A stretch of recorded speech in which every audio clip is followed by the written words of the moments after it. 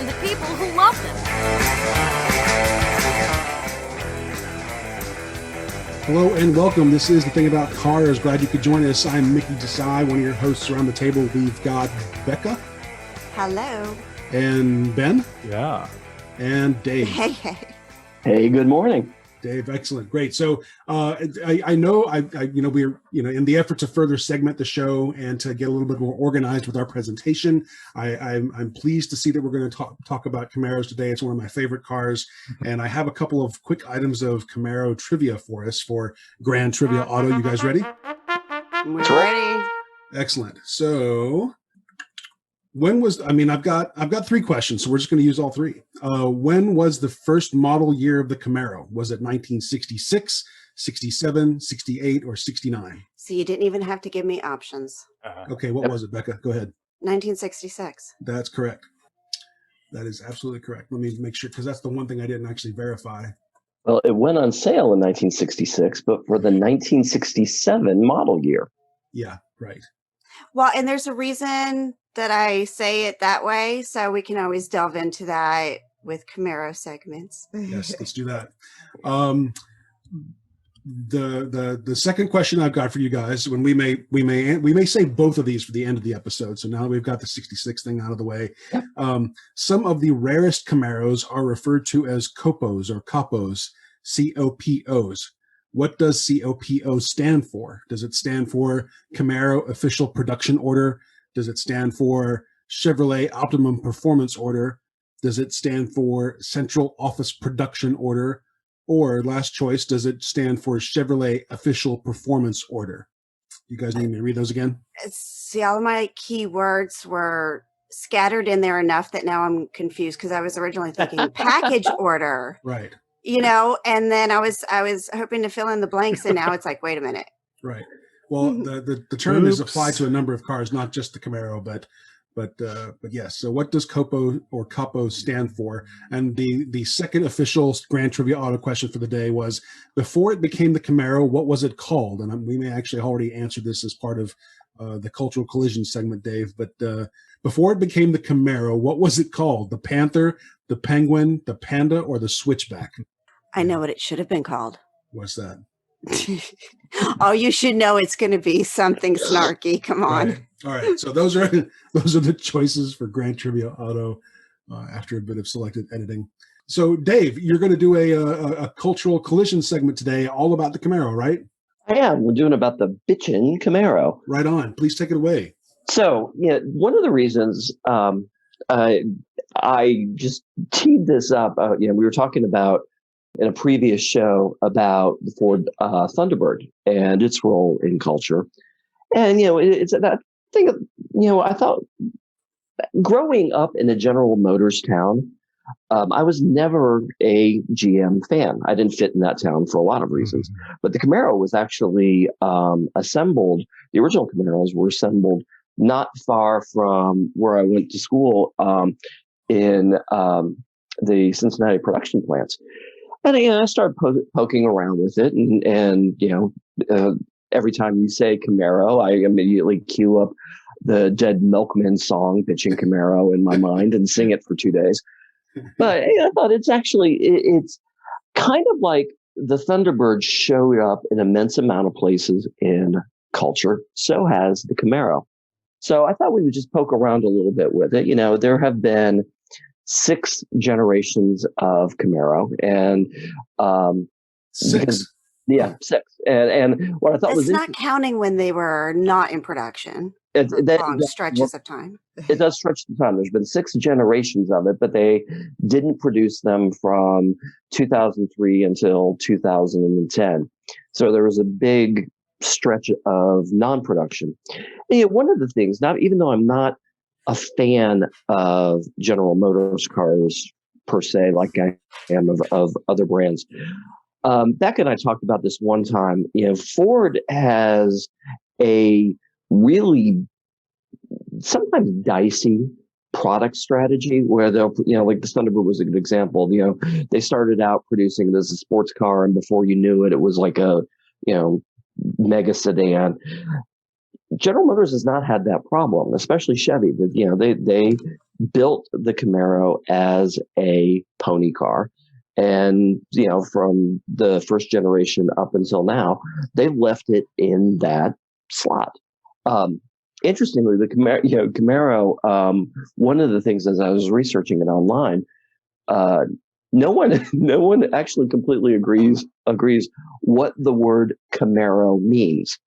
That when it was first launched, the statement was that the vice president of Chevrolet merchandising, Bob Lund, said, "Oh, it comes from the French word for, French slang word that means pal or comrade."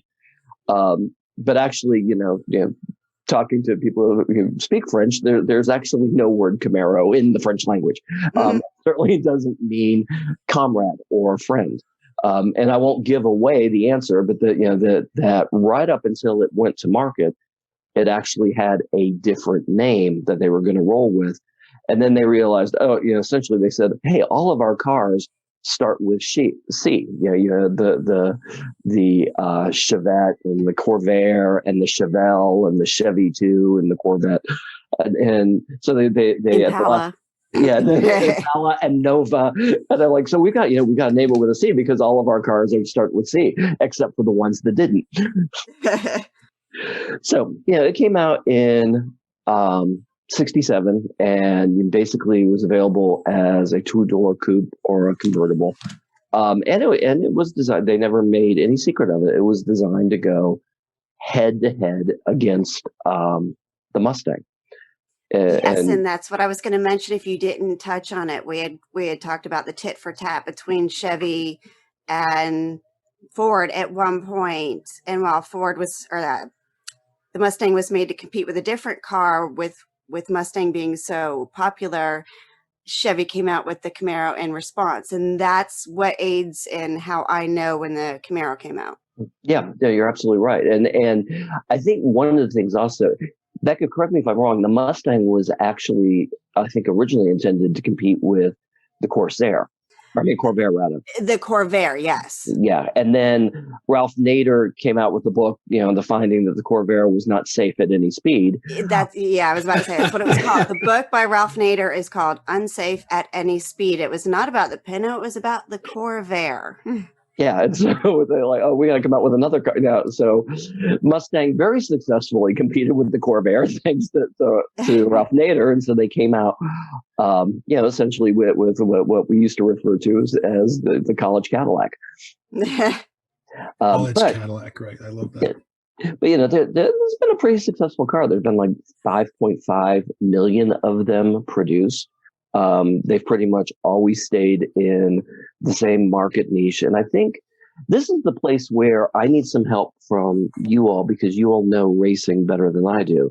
Camaro's had a really successful run in the race circuit that I don't think Mustangs have come close to, but I could be wrong on that. But it's been the official car of international race champions, and there's a long history of Roger Penske working with Camaros in the Trans Am series. That just from a business perspective, the car seems to have really done a better job of owning what I'm going to call the testosterone niche. Than other cars have. Well, as far as the racing and all that, I really just don't have all the facts and figures and stuff like that on the racing, because honestly, I'm just purely about the car. And it's like my defense of my own car. I don't care if it's got 3 wheels and 1 door. It's not about how fast it goes for me. So there's a lot of lore from the past that I might know little bits about, but as far as its racing history or numbers or any of that, I honestly don't have it. So I mean, it's something we could always look up. But you're just not into racing. You're not into racing, and I don't think I'm the same way. I'm into the cars and I'm into the people, but I've never cared enough to follow the sport of racing. Right. I mean, I've watched it. I have gone to some fabulous. Wow, it just totally escaped my brain. what I was going for. I've gone down to some of the drag races and whatnot with Mustang, and I love watching it. It's great, but yeah, it's not enough of what I'm in it for me to memorize the statistics or anything like that. I just love the car. Well, Dave, Exactly. you're about to get into it, Dave, but Camaro actually had a prestigious moment there in the very beginning in racing, didn't they? Well, yeah, so it was one of the vehicles that the SCCA sanctioned in the Trans Am series. Yeah. And then I think, if I'm correct, pretty much every Chevy team in NASCAR has used it as their base model since something like maybe the late 90s or early 2000s. Huh. No kidding. Yeah. Yeah, I think the bigger thing, the reason I just kind of fixated at it, and fully, it wouldn't be an episode without me bringing up midlife crisis cars. This was my brother's midlife crisis car, and it's whereas when we did the segment on the Thunderbird had very specific spots in culture. When you look at all of the movies that the Camaro has had place in, they're much more, for lack of a better term, testosterone focused films and roles than other cars have had. In fact, when you go to the Urban Dictionary and I was just Googling different things about the Camaro, the top definition on the Urban Dictionary of a Camaro is a common site of unintentional human reproduction. And also when you say testosterone driven, are you trying to avoid the word mullet? Well, it's also interesting to note in the testosterone department that at no point in the 1970s was there a little downsized Camaro too. Oh, no, they just stopped production. Not in the 70s. Not in the 70s. Yes, it was an overall snark. So anyway, it's I don't really know where to take with that. But Beka, you actually surprised me to say you liked the car. I would not have thought. Yeah. This would have been on your radar screen. Wait. When did I say I liked it? I thought you said you liked this. I like the Camaro. Or is it, you're just talking about liking, the Mustang and the Camaro got spilled into it? Camaro got tangled into Mustang's lore, Mustang's history, just because of their competition that the Camaro was introduced to compete with Mustang. It's a back and forth thing. It got very intertwined.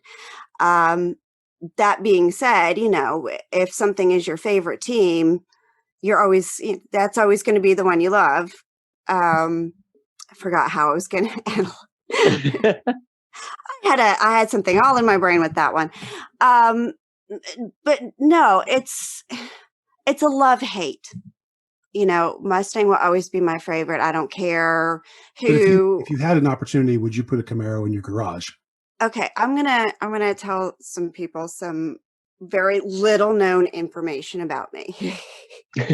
Okay, this is privilege between you guys and whoever's listening. Most people don't know about me. My first car was a 1989 Camaro IROC convertible. Nice. I had a Camaro and then I had 5 Mustangs. So think about that. And I dig at it simply because I get a lot of crap about my Mustang. Okay, not just from other Camaro people, but it's a lot of the smack talk. At the end of the day, I don't have anything against the car. I have a history with it. It's nice enough. I didn't like it when it was redesigned back. What was it, mid-90s, Dave? Yeah, it's like they did right out. If you had an 89, they redesigned it in like 93. And then that body style went from 93 for another 9 years. Right. That went up until it was discontinued for the 2002 body, right? Right. But see, to me, do you remember the Geostorm? Yes. Okay, the Camaro looked like somebody squished a Geostorm to me. You're right. It did. It always looked like that to me. And I was like, somebody just ran up over that thing and called it a Camaro. I think that last, And, huh? well, I think that generation probably was just kind of a warming over of what they've been making since '82. I think under the skin, it was mostly the same, and they just kind of tried to freshen it a little bit, and it didn't work very well. They splattered it. But it's really more about the rivalry with the smack talk. It's a nice enough car, but one of the things that I've always said is that I was sad when they discontinued it and said, you can't be number one without a number two. It was always my response to how do you feel about the Camaro being canceled?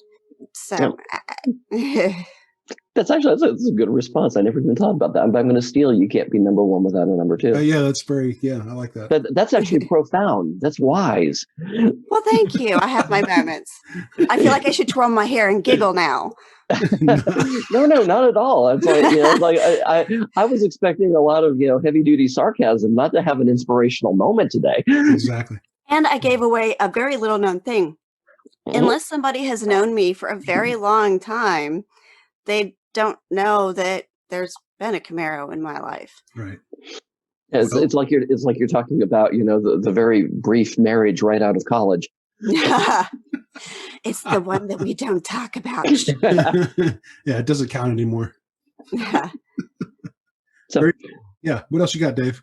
I think that's it. That wraps it up. That I don't know that I can top a deep philosophical moment coming in from Beka. Well, I've got two thoughts. One is going way back there about the origins. Even though the French thing may not be true, they did use the colors of the French flag on some very early Camaro badging. Even some late one, didn't they? Didn't they have that tri-bar in the back? They may have. I don't recall. The only one I recall for sure is the early, but you may be correct. And the other, go ahead. Sorry. Yeah, I was just thinking, I didn't realize that my thoughts actually made a sound anymore. Sorry. I wasn't trying to interrupt. I was thinking it was poking at the Mustang tri-bar, even though, because that was red, white, and blue. I don't know, but I was assuming American. Anyways, continue with your second thought. Sorry. Yeah, I actually have a third now too. I'll be quick. One of the coolest Camaro moments I ever had was a couple of years ago during one of my business travels. I was in Indianapolis and I had a few hours to kill, so I went to the museum at the racetrack there. Mm-hmm. And they just happened to be having this exhibit. They've got, one room in the museum that is, exhibits that change. And in that room at that point, they were doing 50 years of Camaro pace cars. Mm-hmm. That was cool. That is cool. Yeah, they're mostly convertibles, mostly orange and white somehow, but really kind of nifty to look at. If anybody can travel in time back to 2 years ago, go see that exhibit. The last thing I thought of was there's a great moment in Mad Men where the Camaro is being introduced, and one of the characters almost wrecks it. Oh boy. Okay. So cool. Thanks for that. Excellent cultural collision, Dave. That was good stuff. Great. Yeah. Let's switch gears and let Ben take a moment. So this segment is called Ben Takes a Moment. Go for it, Ben. Yeah. Well, I'd like to take a moment to talk about hot rods. Oh. And now we're talking the actual hot rod culture, like rat rods, rust rods, hot rods, that kind of thing. Patience, grasshopper. But the anticipation is building. I don't want to be disappointed, Right. So anyway, no, you really think about it. It's something that hasn't always been with us, except for people who are alive today. Yeah, pretty much. But hot rod's a big thing. There are lots of these things that go back a ways. And a weird thing occurred to me as I was putting this together is that, and this is something, probably a thought that nobody has ever had before. There are a lot of parallels you can draw between hot rods and jazz music, believe it or not. Okay, this I'm waiting for. Yes, please. Oh, wow. Yeah. Well, they both originated in the United States. Neither one is easy to define. And in fact, there's many disagreements about the definitions and meanings. And both contain a certain amount of both rebelliousness and conformity. And right. and they both have just myriad, endless, infinite flavors and variations and styles. That's fair. That's true. This is a really deep show. I feel like Yeah. I'm going to trot out some Jungian psychology. But no, where did hot rods come from? And there's probably some psychology here too. Of course, there's always that human competitive nature. There's always that. Seems like anytime people invent something, somebody else says, "Oh well, how can I make this go a little faster or do a little better or whatever." People have been racing cars since the beginning of automobiles, but the actual hot rod, the thing we think of as such, where somebody took a used car and really souped it up. And as near as I can find, the American culture seems to have started somewhere in the 1920s, but didn't really get going till after World War II. And I think everybody knows all the reasons involved from that, with the returning airmen and all that sort of thing. But you really think about it, this is the hot rod is a bigger thing in modern life than a lot of us realize. How many things have we referred to as having been hot rodded that were not cars? And that's kind of, well, not even just not cars. With a hot rod being a specific genre, so many people refer to a lot of cars as a hot rod. My dad Sure. used to call my 83 Mustang a hot rod, and no, it wasn't. It's a specific genre. Um, a specific class, not necessarily a make or model, though. Well, but that goes back to it being in the eye of the beholder, that nobody can really agree on a single definition. See, I thought somewhere if you dug around, because there's lots of little ones, like I was kind of mentioning with the rat rod and the rust rod, and I know there's others. I thought that somewhere there would be a clear definition No. as to how you qualify for which. All right. So Beka, Yes. I just went to dictionary.com and I typed in hot rod, and it says, and this I think verifies Ben's point, it says that hot rod is a noun. Specifically, it's a type of slang that means an automobile specifically built or altered for fast acceleration and increased speed. See, I find that to be failing. I think that is a weak definition, because then that would qualify pretty much any car with a tune. Well, I think that even then it's way too vague. It says either specifically built or altered. So in my mind, a hot rod is something that's altered. That's why I was saying any car with a tune could qualify. I find that failing because I've always seen it to be more of a culture. So, I'm going to do some digging. I'm going to see what I can find out. I don't know. I'm not saying that I'm going to be able to find more than Ben has been able to. I know he's very into the car scene and all of that. I'm just saying there's got to be something. Any car with a tune, pretty well describes a Deuce Coupe in the 50s that some kid has messed around with. Okay, but a Deuce Coupe in the 50s, not your 1992 Civic that you put some stickers on, But the goal is the same. That's right. The intention is totally the same, to take an ordinary car and make it faster. I think the Civic's goal is to just brag about something and not actually race it. No, wait. Just to be clear, you're talking about stickers, and I'm thinking about a K&N filter and maybe an exhaust. At which point, my Civic is now a hot rod. Exactly. Well, if your goal was to make it go faster, I guess. Just to complicate this a little bit, also, I love your metaphor, Ben, of hot rod culture being like jazz and something uniquely American.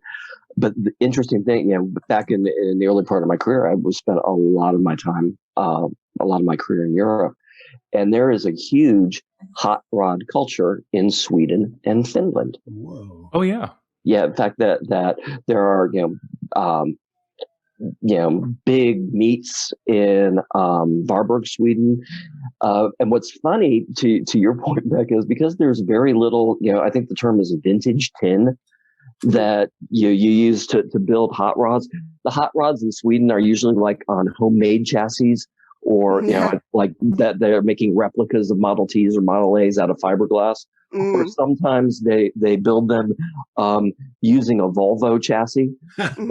Yeah, so hot rod Civic, I can completely understand the Volvo chassis, or actually the Volkswagen was what was popping into my head. The Volkswagen chassis would be great. And there are people over here who do that too, because the supply of actual, old vintage Fords and such is, pretty limited right now. Well, that's what it used to be about. It was taking a really old car And depending on your level of restoration would be which group you fell into, if you were hot rod or rust rod, or, obviously the rust still had rust all over it. Right. All right. So good stuff, Ben. What else you got for Ben taking a moment on hot rods? Oh, that's about it. I think everybody's had a lot of fun with it, and I encourage keeping your brains on it. Yeah. Yeah. Beka, I want to, if you do this in another, news segment with Beka, we need to, I'd be up for that. The still as yet unnamed new segment with Beka. Right. This week I'm calling it Winifred. You're calling it what? Winifred. Winifred. See, has anybody written in with any? I have not. I've not seen a segment for renaming I've not seen an email for renaming the segment. No. Oh, come on, guys. What do we need to offer? We apparently need to offer our listeners something. Weekly Wheels with Winifred. Wheels with Winifred. Right. Why do I feel like that little girl from the Wonder Years? I don't know, but we are running out of time, so let's move on. And for listener mail, I've got a couple more worst cars you've ever owned pieces to share here. The first one's very short and sweet, and my friend Lisa says the first car I ever bought for myself for only $800. She doesn't say when, but for only $800 was a used red Pinto. She said my friends in college called it the little red fireball of death. Nice. Poor Pinto. See, again, Pintos get smacked around quite a bit. Yeah, and we talked about that last time. We don't think the Pintos really deserve the designation, but it's stuck. Ralph Nader didn't write a book about them. That's right. That's exactly right. Exactly. So Jennifer writes, the worst car she ever bought was a 1985 Honda Accord. She was my first car, purchased with my own money. I bought her in 2001 while I was a college student. I knew nothing of cars and trusted the guy I bought it from. That was mistake number one. So many she says, jokes. That was mistake number one. Then she says, I was stubborn and kept pouring more money into fixing the POS. Parts included a fuel pump, starter, alternator, and random cosmetic things. I named my car Phoebe and would frequently call her Ursula when she broke down. Mm-hmm. That would be a Friends reference, I think. Yes. Mm-hmm. I never watched the show, so I would not have gotten the Friends reference. Her evil twin. Yeah. Ursula was Phoebe's evil twin, in case anybody doesn't. Got it. She It's says, like my evil twin, Binky. Oh, I have such a funny joke. I wish I could tell you guys. I know we're running out of time, though. You have to circle back on that. So Jennifer then says, I didn't have the money for a new starter for several months, so I kept a screwdriver in the console and asked random people to help me crank my car by either tapping the starter or turning the key when I tapped the starter. The transmission went out gear by gear. First, reverse went out completely. I had to be careful where I parked. Eventually, no gears and a quote of $1,200 for a car that I paid $1,000 for were deciding factors in just selling it. I took the money and I bought a new camera. A Nikon I had had my eyes on for months. I decided walking with the new camera was a great trade-off. There you go. She says, P.S. The camera was $400, and I think I got $800 for the POS car, so I was also able to get an extra lens, film, paper, and supplies. Then she became a fine arts major focusing on photography, so it had something to do with her future there. So that's Jennifer's story. And if viewers have stories to share, if listeners, if our friends and our Thing About Cars family folks have stories that they can share about their worst cars or their best ones, please go to our website, thethingaboutcars.com, and share your information with us, and we'll happily retell those stories on the show. My hat's off to Jennifer, because I've had relationships I didn't work that hard on. Right. And side note, what year was her Accord? 85. That's the same year. You didn't mention a clutch. I had a friend with a 1985 Honda Accord that his clutch went out every 500 miles. Oh, goodness. 500 miles? Every 500 miles. Jeez. He was forever calling me from somewhere having work done, or come pick me up, or, hey, this is where I'm at. That's so weird. His clutch was always going out on that car. And it was a stick, FYI, if that makes any difference to anybody. It was the car. It wasn't him, was it? It wasn't him. No. Okay. All right. So let's wrap the episode. Let's do some quick grand trivia auto. The first one is what some of the rarest Camaros are referred to as COPOs or COPOs. What does COPO stand for? Was it Chevrolet Official Performance Order? Was it Central Office Production Order?